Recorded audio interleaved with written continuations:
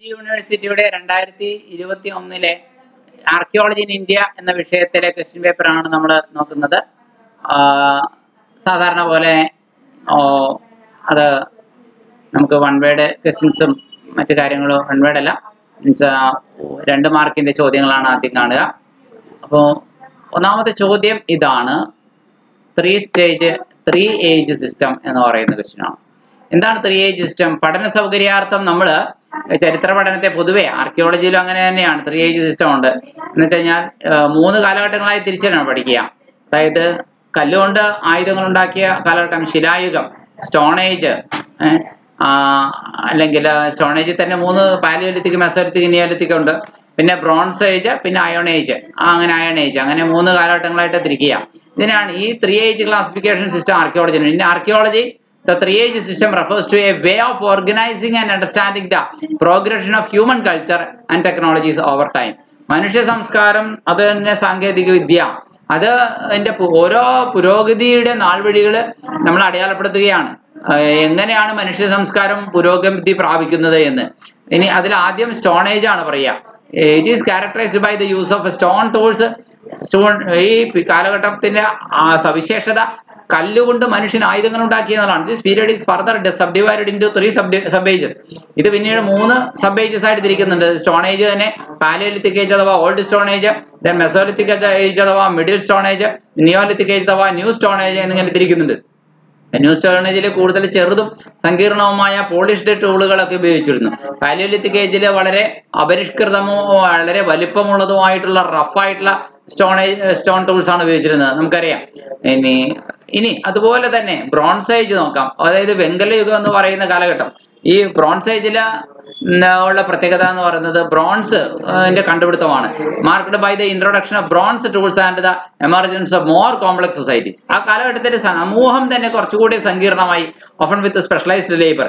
ഓരോരുത്തരും ഓരോ വിദഗ്ധ പണിക്കാർ, ഓരോ ജോലിക്ക് എന്ന രീതിയിലേക്ക് ലേബറിന്റെ സ്പെഷ്യലൈസേഷൻ വരുന്നു. കച്ചവടം എന്ന് പറയുന്ന സംഭവം വരുന്നത് ഈ ബ്രോൺസ് ഏജിലാണ്. സോഷ്യൽ ഹൈറാർക്കികൾ, സമൂഹത്തിൽ പല തട്ടുകൾ, മേൽത്തട്ട്, ഇടത്തട്ട്, കീഴ്ത്തട്ട് എന്നിങ്ങനെയുള്ള ആളുകളൊക്കെ വരുന്നു. ഇതൊക്കെ ഉണ്ടാവുന്നു. ഇനി അടുത്തത് അയൺ ഏജ് ആണ്. എന്താണ് അയൺ ഏജ് എന്ന് പറയുന്നത്? Iron age is characterised by the widespread use of iron tools. ഇരുമ്പ് കൊണ്ടുള്ള ടൂൾസ് വളരെ വ്യാപകമായി ഉപയോഗിച്ചു. Which revolutionised agriculture. അത് കൃഷിയെ വിപ്ലവകരമാക്കി മാറ്റി. വാർഫെയർ, യുദ്ധ രംഗമൊക്കെ അത് ചെയ്തു. ഇരുമ്പ് കൊണ്ടുള്ള ആയുധങ്ങൾ യുദ്ധത്തിന് നന്നായിട്ട് ഉപയോഗിച്ചു. അപ്പൊ യുദ്ധമൊക്കെ കുറച്ചുകൂടെ ശക്തമായി. And other aspects of life. ഇങ്ങനെ മനുഷ്യ ജീവിതത്തെ തന്നെ മാറ്റിമറിച്ചത് ഇരുമ്പിന്റെ കണ്ടുപിടുത്തമാണെന്ന് പറയാം. കൃഷി വികസിച്ചോടിയിട്ടാണ് രാജ്യങ്ങളുണ്ടായതും. മഗധ എന്ന് പറയുന്ന ഇന്ത്യയിൽ ആദ്യത്തെ ജനപദമുണ്ടായതും BC 6-ാം നൂറ്റാണ്ടിൽ എല്ലാം നമുക്ക് മനസ്സിലായി. അപ്പോൾ അയൺ ഏജ് വിപ്ലവകരമായ മാറ്റം ഉണ്ടാക്കി എന്ന് പറയാം. കാരണം ഈ ചെമ്പ് അതിന് മനുഷ്യർക്ക് ആദ്യം കണ്ടുപിടിച്ച ലോഹമാണെങ്കിലും അതിന് മൂർച്ച ഉണ്ടായിരുന്നില്ല.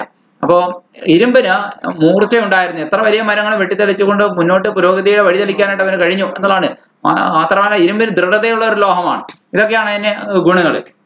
എന്തുകൊണ്ട് ഇങ്ങനെ കാലഘട്ടം ഈ ലോഹത്തിന്റെ അടിസ്ഥാനത്തിൽ തിരിക്കുന്ന ഏർപ്പാടാണ് ഈ 3 ഏജ് സിസ്റ്റം എന്ന് പറയുന്നത്. ഇത് ആദ്യമായിട്ട് ഇങ്ങനെ ഒരു ഏർപ്പാട് പ്രപ്പോസ് ചെയ്തത് ഡാനിഷ് ആർക്കിയോളജിസ്റ്റ് ആയിട്ടുള്ള ക്രിസ്ത്യൻ ജർഗൻസൺ തോംസൺ ആണ്. 19-ാം നൂറ്റാണ്ടിലാണ് സിൻസ് ബീൻ വൈഡ്ലി അഡോപ്റ്റഡ്. അന്ന് മുതൽ ഇങ്ങോട്ട് ഇത് വ്യാപകമായി ഉപയോഗിക്കുന്നുണ്ട് as A framework for understanding the progress of human culture and technology. Human കൾച്ചറും ടെക്നോളജിയും മനസ്സിലാക്കാൻ, അതിന്റെ പുരോഗതി മനസ്സിലാക്കുന്നതിന് വേണ്ടിയിട്ട് ഒരു ഫ്രെയിം വർക്കായിട്ട്. ഇനി നമ്മുടെ രണ്ടാമത്തെ ചോദ്യം, റെസ്ക്യൂ ആൻഡ് സാൽവേജ് ആർക്കിയോളജി എന്ന് പറഞ്ഞാൽ എന്താണ്? പലപ്പോഴും നമ്മുടെ ആർക്കിയോളജിക്കൽ സൈറ്റുകൾ പ്രകൃതിയിൽ, തുറന്ന പ്രകൃതിയിൽ ഇങ്ങനെ കിടക്കുവാണ്. സ്വാഭാവികമായിട്ട് അത് നശിച്ചു പോകാൻ സാധ്യതയുണ്ട്. അതിനെ സംരക്ഷിക്കേണ്ടതുണ്ട്. അതിന്റെ അവശേഷിപ്പുകൾ നിലനിർത്തേണ്ടതുണ്ട്. സാൽവേജ് എന്ന് പറഞ്ഞാൽ അതിന്റെ അവശേഷിപ്പിനെയാണ് സാൽവേജ് എന്ന വാക്ക് ഉപയോഗിക്കുന്നത്. റെസ്ക്യൂ ചെയ്യുക എന്ന് പറഞ്ഞാൽ രക്ഷപ്പെടുത്തുകയാണ്. So rescue and salvage archaeology എന്നതുകൊണ്ട് ഉദ്ദേശിക്കുന്നത് refer to the practice of excavating and preserving archaeological site. പല ആർക്കിയോളജിക്കൽ സൈറ്റുകളും മണ്ണിനടിയിൽ നിന്ന് എക്സ്കവേറ്റ് ചെയ്ത് സംരക്ഷിക്കേണ്ടതുണ്ട്. ചിലത് തുറതായ സ്ഥലത്തായിരുന്നാൽ പോലും പ്രളയം പോലുള്ള കാര്യങ്ങളിൽ മുങ്ങി നശിച്ചു പോകാൻ സാധ്യതയുണ്ട്. ചിലത് ഭൂകമ്പത്തിൽ തകർന്നു പോകാൻ സാധ്യതയുണ്ട്. ചിലത് യുദ്ധങ്ങളിലും ബോംബിങ്ങിലും നശിച്ചു പോകാൻ സാധ്യതയുണ്ട്. ഇങ്ങനെയുള്ള ത്രട്ടണുകള് അപ്പോൾ archaeological sites are at a threat by development. പുരോഗതി ഉണ്ടാകുമ്പോൾ സ്വാഭാവികമായിട്ട് പലതും വികസനത്തിനുമായ കെട്ടിടം പണിയുമ്പോഴൊക്കെ എന്ത് ചെയ്യുന്നു, അതൊക്കെ നശിച്ചു പോവാം. നാച്ചുറൽ ഡിസാസ്റ്റേഴ്സ്, പ്രകൃതി ദുരന്തങ്ങൾ കൊണ്ട് നശിച്ചു പോവാം. Or other form of destruction, മറ്റേതെങ്കിലും തരത്തിലുള്ള വിനാശവും അതിന് സംഭവിക്കാം. അതിൽ നിന്നൊക്കെ അതിനെ രക്ഷിക്കുക. This type of archaeology aims to salvage as much information as possible. പറ്റാവുന്നത്രയും വിവരങ്ങൾ എന്ത് ചെയ്യുന്നു, അവശേഷിപ്പായിട്ട് സാൽവേജ് ആയിട്ട് കരുതി സൂക്ഷിക്കുക എന്നുള്ളതാണ്. ഫ്രം സൈറ്റ്സ്, ഈ ആർക്കിയോളജിക്കൽ സൈറ്റിൽ നിന്ന് that are at risk of being lost forever, എന്നേക്കുമായിട്ട് അത് നഷ്ടപ്പെട്ടു പോകുന്നതിന് ആ ഹാനി അതിൽ നിന്ന് അതിനെ രക്ഷപ്പെടുത്തുക. അടുത്തത് മാഗ്നറ്റോമെട്രി ആണ്. എന്താണ് മാഗ്നറ്റോമെട്രി എന്ന് പറയുന്നത്? Magnetometry is a non invasive archaeological technique. അത് നമ്മൾ മണ്ണ് കുഴിക്കുകയോ കുത്തിപ്പൊളിക്കുകയോ വെട്ടിപ്പൊളിക്കുകയോ ഒന്നും ചെയ്യേണ്ട. അതുകൊണ്ടാണ് അതിനെ നോൺ ഇൻവേസീവ്. ഇൻവേസ് ചെയ്യേണ്ട, അതിൻ്റെ ഉള്ളിലേക്ക് ഇൻവേഡ് ചെയ്യേണ്ട കാര്യമില്ല ഭൂമിക്കുള്ളിലേക്ക്. ദാറ്റ് യൂസസ് മാഗ്നറ്റോമീറ്റർ എന്ന് പറയുന്ന ഒരു ഉപകരണമാണ് ഉപയോഗിക്കുന്നത് to detect and map surface features and artefacts. അതായത് ഉപരിതലത്തോട് തൊട്ടരികിൽ ചേർന്ന് കിടക്കുന്ന മണ്ണിലുള്ള കാര്യങ്ങൾ മാത്രമേ ഇത് അറിയാൻ പറ്റുള്ളൂ. ഇത്ര മീറ്റർ ആഴത്തിലേക്ക് അപ്പുറത്തേക്ക് ഉള്ള കാര്യങ്ങൾ ഈ മാഗ്നറ്റോമീറ്റർ ഉപയോഗിച്ച് നമുക്ക് മനസ്സിലാക്കാൻ സാധിക്കില്ല. അപ്പോൾ സബ് സർഫസിലെ ഫീച്ചർ മാത്രം ഡിറ്റക്ട് ചെയ്യാനും അത് ഒരു പേപ്പറിൽ നമുക്ക് മാപ്പ് ചെയ്ത് വെക്കാനും ഒക്കെ ഇതുകൊണ്ട് സാധിക്കും. This method can help archaeologist identify potential sites. ഈ മെത്തേഡ് കൊണ്ട് ആർക്കിയോളജിസ്റ്റുകൾക്ക് സൈറ്റുകൾ സാധ്യത ആകാൻ, അവിടെ ഒരു ആർക്കിയോളജിക്കൽ സൈറ്റ് ആവാൻ ചാൻസ് ഉണ്ട് എന്ന് തോന്നുന്ന ഭൂമിയുടെ മേളില് ഈ മാഗ്നറ്റോമീറ്ററുമായിട്ട് നടന്നുകൊണ്ട് നമുക്ക് ലൊക്കേറ്റ് ചെയ്യാൻ സാധിക്കും. മണ്ണിനടിയിൽ ബറീഡ് ആയി കിടക്കുന്ന സ്ട്രക്ചറുകളെ കണ്ടെത്താൻ സാധിക്കും. Locate buried structures and understand the layout of ancient settlements. പുരാതന സെറ്റിൽമെന്റുകളുടെ ലേഔട്ട് പോലും നമുക്ക് മനസ്സിലാക്കാനായിട്ട് സാധിക്കും എന്നുള്ളതാണ്. നാലാമത്തെ ചോദ്യം, എക്സ്പ്ലെയിൻ ദി സിഗ്നിഫിക്കൻസ് ഓഫ് ബോൾക്ക്. എന്താണ് ബോൾക്ക് എന്ന് പറഞ്ഞു കഴിഞ്ഞാൽ അതിന്റെ പ്രാധാന്യം എന്താണ്? ബോൾക്ക് എന്ന് പറഞ്ഞാൽ എന്താണെന്ന് ആദ്യം മനസ്സിലാക്കണം. ആർക്കിയോളജിയിൽ in archaeology balk is a section of earth left intact between excavation trenches. Excavation ട്രഞ്ചസുമായി ബന്ധപ്പെട്ട് അതേപടി ഇൻടാക്ട് ആയിട്ട് നിൽക്കുന്ന ഒരു ഏരിയനെയാണ് എന്ത് പറയുന്നത്? ബോൾക്ക് എന്ന് പറയുന്നത്. അതായത് in archaeology A ബോൾക്ക് is A wall of അൺഎക്സ്കവേറ്റഡ് earth. ഇനിയും കുഴിച്ചെടുത്തിട്ടില്ലാത്ത മണ്ണിന്റെ ഒരു ഭിത്തിയാണെന്ന് പറയാം. കണ്ടോ, അത് ഇവിടെ നമ്മൾ കാണാൻ സാധിക്കും. കണ്ടോ, ഒരു ഭിത്തി നിലനിർത്തിയേക്ക് തൊട്ടപ്പുറത്തൊരു ട്രെഞ്ച് ഉണ്ട്. ട്രെഞ്ച് എന്ന് പറഞ്ഞാൽ കുഴിയാണ്. അതിന്റെ ഇപ്പുറത്തൊരു ട്രെഞ്ച് ഉണ്ട്. രണ്ട് ട്രെഞ്ചുകൾക്കിടയിൽ ഈ മണ്ണിന്റെ ഭിത്തി എന്തിന് നിലനിർത്തിയിരിക്കുന്നു? കാരണം ഈ മൺഭിത്തിയിൽ നോക്കിയാൽ അതിന്റെ മുകളിൽ വശത്തുള്ള മണ്ണിന്റെ നിറം അറിയാൻ സാധിക്കും. അത് അതിന്റെ ഏത് പ്രത്യേകതയാണുള്ളത്, അതിന്റെ ഇടത്തട്ടിലുള്ളത്, അതിന്റെ ഏറ്റവും അടിത്തട്ടിലുള്ളത് ഒക്കെ അറിയാനായിട്ട് ഭാവി തലമുറയിൽ റിസർച്ചിനും പഠനത്തിനും ഒക്കെ വരുന്ന വിദ്യാർത്ഥികൾക്ക് അതിന്റെ ഓരോ ഭാഗത്തെയും സാമ്പിളുകൾ നമുക്ക് ശേഖരിക്കണമെങ്കിൽ ഒക്കെ സാധിക്കും ഇങ്ങനെ നിലനിർത്തിയാൽ, ബോൾക്ക് നിലനിർത്തിയാൽ. അപ്പൊ in archaeology A ബോൾക്ക് is A wall of അൺഎക്സ്കവേറ്റഡ് left earth left standing between excavation trenches. രണ്ട് എക്സ്കവേഷൻ ട്രെഞ്ചുകൾക്കിടയിൽ നടുക്ക് സ്റ്റാൻഡിംഗ് ആയി നിൽക്കുന്ന, കുത്തനെ നിൽക്കുന്ന ആ ഭിത്തി പോലുള്ള ഭാഗമാണ്. സർവിങ് എന്താണ് അത് ഉപകരിക്കുന്നത്? To preserve a sample of the site's stratigraphy. ആ സൈറ്റിന്റെ സ്ട്രാറ്റിയോഗ്രാഫിയുടെ സാമ്പിൾ പ്രിസർവ് ചെയ്യാൻ സാധിക്കും. And facilitate access to different areas of the excavation. എക്സ്കവേഷന്റെ പല മേഖലകളിലേക്ക് അത് ആക്സസ് ചെയ്യാനായിട്ട് സാധിക്കുന്നു എന്നുള്ളതാണ്. In archaeology a balk or balk refer to a narrow, ഒരു നേർത്ത ഭിത്തിയാണ്, unexcavated section of soil or sediment left between two excavated areas, often between trenches or excavation units. This serves several purpose, control and reference. ഭാവിയിൽ ഒരു reference ആയിട്ട് ഇതിനെ ഉപയോഗിക്കാൻ സാധിക്കും. Section drawing വരയ്ക്കണമെങ്കിൽ അതിന് സാധിക്കും. ഫ്യൂച്ചർ റിസർച്ച് സാമ്പിളിങ്ങിന് ഉപകരിക്കും. By leaving a bulk, archaeologists can maintain a record of the site's stratigraphy. ആ പ്രദേശത്തെ മണ്ണിന്റെ മണ്ണടലുകളുടെ ക്രമീകരണം എങ്ങനെയാണെന്ന് മെയിൻറ്റെയിൻ ചെയ്യാൻ സാധിക്കും. ഫ്യൂച്ചർ ഇൻവെസ്റ്റിഗേഷൻ അത് ചിലപ്പോൾ ഉപകരിച്ചെന്നിരിക്കാം. ഇനി നമ്മൾ അഞ്ചാമത്തെ ചോദ്യത്തിലേക്ക് പോവുകയാണ്. ആർക്കിയോളജിക്കൽ സ്ട്രാറ്റിഗ്രാഫി എന്താണ്?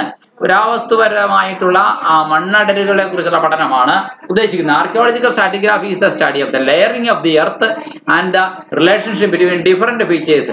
മണ്ണിന്റെ ലെയറിങ്ങിനെയാണ്, പല അടരുകളിലായിട്ടാണ് മണ്ണ് മീതക്കും ഇത് ഇങ്ങനെ പാളികളായിട്ടാണ് കാണപ്പെടുക. അപ്പൊ അതിനെക്കുറിച്ചുള്ള പഠനമാണ് stratigraphy, archaeological stratigraphy at an archaeological site.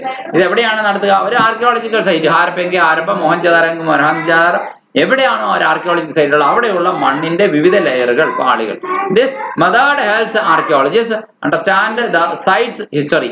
ഈ മെത്തേഡ് കൊണ്ട് ആർക്കിയോളജിസ്റ്റുകൾക്ക് ആ സൈറ്റിന്റെ ചരിത്രം മനസ്സിലാക്കാൻ സാധിക്കുന്നു. Including the sequence of events, സംഭവങ്ങളുടെ സീക്വൻസ് മനസ്സിലാക്കാൻ സാധിക്കുന്നു. The presence of different cultures, വ്യത്യസ്ത കൾച്ചറുകളുടെ സാന്നിധ്യം മനസ്സിലാക്കാൻ സാധിക്കുന്നു. And the impact of natural and human induced changes. അതുപോലെ തന്നെ ഹ്യൂമൻ ഇൻഡ്യൂസ്ഡ് ആയിട്ടുള്ള ചേഞ്ചസ്, മനുഷ്യനാൽ മനുഷ്യന്റെ പ്രവർത്തനങ്ങൾ കൊണ്ട് എന്തൊക്കെ ചേഞ്ചസ് ഉണ്ടായി എന്നും നമുക്ക് ഓരോ സ്ട്രാറ്റ തിരിച്ച് പഠിക്കുമ്പോൾ നമുക്ക് മനസ്സിലാവും. കാരണം മനുഷ്യന്റെ പ്രവർത്തനങ്ങൾ വന്നിട്ടുള്ള ശക്തമായ മാനുഷിക പ്രവർത്തനങ്ങൾ വന്നതിന് ശേഷം മണ്ണിനടിയിൽ പെട്ടുപോയ മണ്ണടരിന്റെ പ്രത്യേകത വേറെ ആയിരിക്കും. അതിനകത്ത് ഉള്ള അവശിഷ്ടങ്ങൾ വേറെ ആയിരിക്കും. ഏറ്റവും അടിത്തട്ടിലുള്ള പാളിയിൽ അതിനു മുൻപുള്ള അതിപുരാതന മനുഷ്യന്റെ ഭാഗങ്ങളായിരിക്കാം, അതിന്റെ ഉപകരണങ്ങളും ഉൽപ്പന്നങ്ങളും ആയിരിക്കാം ആർട്ടിഫാക്റ്റുകളായിട്ട് നമുക്ക് കിട്ടുക. നമുക്ക് അടുത്ത ചോദ്യത്തിലേക്ക് പോവുകയാണ്. ഫോണൽ അനാലിസിസ് എന്താണ്? ഫോണ എന്ന് പറഞ്ഞാൽ ജന്തു എന്നാണ് അർത്ഥം, ഫ്ലോറ എന്ന് പറഞ്ഞാൽ സസ്യം എന്നാണ്. അപ്പൊ ഫ്ലോറ ആൻഡ് ഫോണ എന്നൊക്കെ നമ്മൾ കേട്ടിട്ടുണ്ടാവും. അപ്പൊ എന്ന് പറഞ്ഞതുപോലെ ജന്തുക്കളുടെ അവശിഷ്ടങ്ങൾ, അതൊരു എല്ലിൻ കഷ്ണമാകാം, മത്സ്യങ്ങളുടെ മുള്ളാവാം, അല്ലെങ്കിൽ മൃഗങ്ങളുടെയോ മറ്റോ എല്ലാവാം, ഇങ്ങനെയുള്ള കാര്യങ്ങളൊക്കെ ആവാം. അപ്പൊ ഇതിനെ അനലൈസ് ചെയ്യുമ്പോൾ faunal analysis the study of animal remains, മൃഗങ്ങളുടെ അവശിഷ്ടങ്ങളെ കുറിച്ചുള്ള പഠനമാണ് found at archaeological site. Archaeological സൈറ്റിൽ കാണുന്നത്. This method can provide insight into the diet, economy and environment of past cultures. അതായത് പുരാതന കൾച്ചറുകളുടെ ഡയറ്റ്, എക്കണോമി, എൻവയോൺമെന്റ് ഇവയെ കുറിച്ചൊക്കെ നമുക്ക് മനസ്സിലാവുന്നതാണ്. As well as impact human activities on the natural world.